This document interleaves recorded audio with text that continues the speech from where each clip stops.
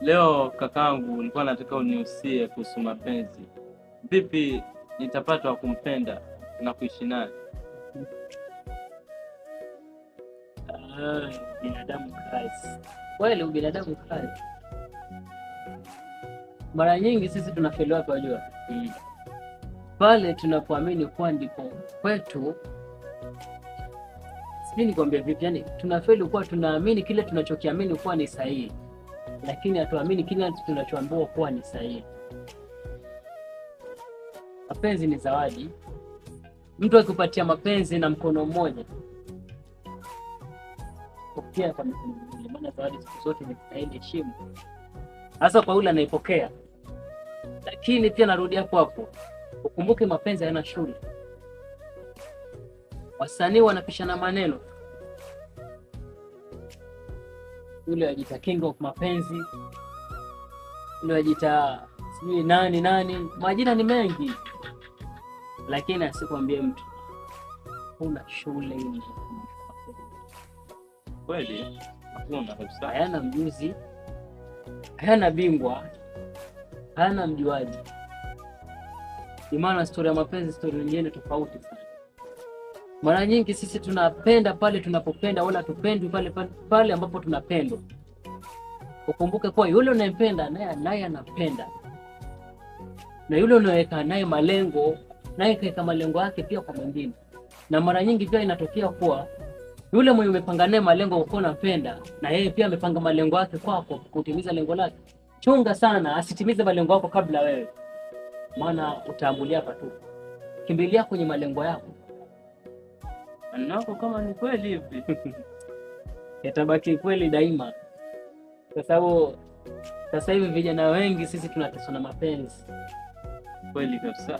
Mara nyingi tunapelekwa na moyo wetu pale unapotupeleka, wala atupelekwe na hisia zetu kwa huyu mtu ni sahihi. Umenielewa?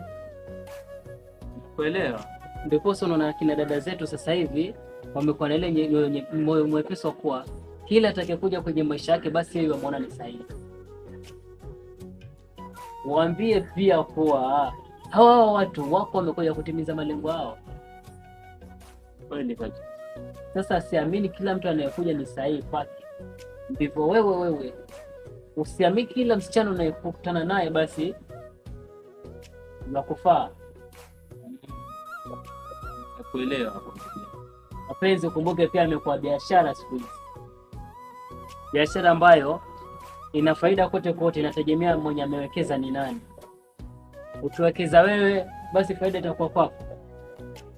Akiwekeza msichana basi faida pia itakuwa kwake. Bado ni mapenzi haya. Na swali pengine? Hapana. Bado unaona maswali mengi tu. Nimeridhia kakangu. Sema nini? Usiunge sana na mapenzi tu.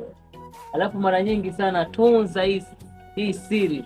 Yule unayempenda muoneshe tu kuwa wewe uko serious, lakini usimuoneshe kuwa unampenda, sababu siri daima humfanya mtu kuwa jasiri na kuwa imara.